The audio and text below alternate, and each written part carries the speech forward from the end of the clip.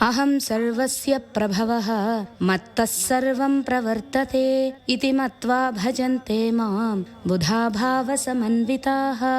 అసలు మనం పరమాత్మను గురించి ఎందుకు తెలుసుకోవాలి, ఆయనతో మనకేం పని అని కొంతమంది అనవచ్చు. నాస్తికులు ఇలానే ఆలోచిస్తూ ఉంటారు. ఇదెలా ఉందంటే, కోరిన కోరికలు తీర్చడానికి, నివేదన కాగానే ప్రసాదం పెట్టడానికి దేవుడు, దేవాలయాలు, కోరిన కోరికలు తీరితే మళ్లీ దేవాలయం, కోరికలు తీరకపోతే ఇంకొక దేవుడు, అది కాకపోతే అసలు దేవుడే లేడు అనే నాస్తికత్వం. ఇది నేటి ధోరణి. దానికి సమాధానమే ఈ శ్లోకం. ఓ అర్జున, ఈ సమస్త జగత్తు పుట్టడానికి నేనే కారణం. నాలో నుంచి జగత్తు ఆవిర్భవించింది. ఆవిర్భవించిన తరువాత నేనే దానిని నడిపిస్తున్నాను, ఆఖరికి నాలోనే లయం చేసుకుంటున్నాను అని అన్నాడు. మనలో చాలా మంది దైవం మీద భక్తి కలిగి ఉంటారు, కానీ భగవంతుడి మీద ఏకాగ్రత, భక్తి, శ్రద్ధ, నిష్ఠ కలిగిన వారు చాలా కొద్ది మందే ఉంటారు. అటువంటి వారికి ఏకాగ్ర భక్తి, నిష్ఠ ఎలా కలుగుతుంది అంటే, పరమాత్మని గురించి క్షుణ్ణంగా తెలుసుకున్న తర్వాత కలుగుతుంది. లేకపోతే దేవుడంటే మనం కోరుకున్న కోరికలు తీర్చేవాడుగానే మనకు తెలుస్తుంది. కాబట్టి ఈ జగత్తుకంతటికి మూలాధారం పరమాత్మ.